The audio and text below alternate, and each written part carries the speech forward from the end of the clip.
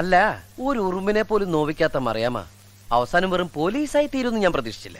ആ ഓരോരോ സാഹചര്യങ്ങളല്ലേ പവൻ മനുഷ്യനെ പോലീസുകാരാക്കി മാറ്റുന്നത്. അല്ല, താൻ എന്താ ഇവിടെ? എന്തെങ്കിലും പരാതി ഉണ്ടോ?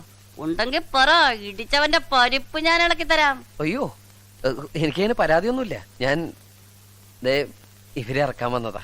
ഇവരോ? ഈ പൂവാലൻ അമ്മാവന്മാരോ? ഇവരാരാ? തന്റെ റിലേറ്റീവ്സാ? അയ്യേ, എന്റെ ആരുമല്ല. പിന്നെ അങ്ങേരെ എന്റെ വീട്ടിലെ ഒരു അടുക്കളയിലെ ഒരു കുക്ക. ഏതാ? താടിക്കാരനോ? രാവിലെ പച്ചക്കറി വാങ്ങിക്കാൻ വന്ന, പിന്നീട് അന്വേഷിച്ചപ്പോഴാ ലോക്കപ്പിലെ പോലീസിലാന്ന്. അപ്പൊ പൊട്ടനോ? ആളെനിക്കറിയില്ല. സാറിന് എന്നെ ഓർമ്മയില്ല? ഇയാളാ വീട്ടില് പറമ്പില് പശുവിനെ പുല്ലിരിക്കണൊക്കെ വരണുണ്ട്. കഷ്ടം. അയ്യോ, FIR എഴുതിയ ശേഷം ഇവരെ എങ്ങനെയാ വിടുക? അല്ല, ആ കുക്കിനെ മാത്രം ഒന്ന് വിട്ടുകിട്ടിയ വീട്ടില് ചപ്പാത്തി ഇഷ്ടമൊക്കെ ഉണ്ടാക്കാൻ ആളില്ലാണ്ട് അച്ഛൻ കാത്തിരിക്ക. ആ കുക്കനെ കൊണ്ടുപോക്കൂ. മറ്റേ പൊട്ടനെ തട്ടി അകത്തിട്ടേക്കട്ടാ. അത്രയ്ക്കൊന്നും വേണ്ട. ഒരു 10-200 ഏത്തൊക്കെ ഇടിപ്പിച്ച് തലയും കുത്തിർത്തി കണ്ണിൽ മുളകൊടി ഇട്ടാ മതി. ഓക്കെ, ശരി. ഇനി തന്നെ ആ കോളേജിന്റെ പരിസരത്തെങ്ങാനും കണ്ടിട്ടുണ്ടെങ്കിൽ പൊക്കോ. ഞാനുണ്ട്.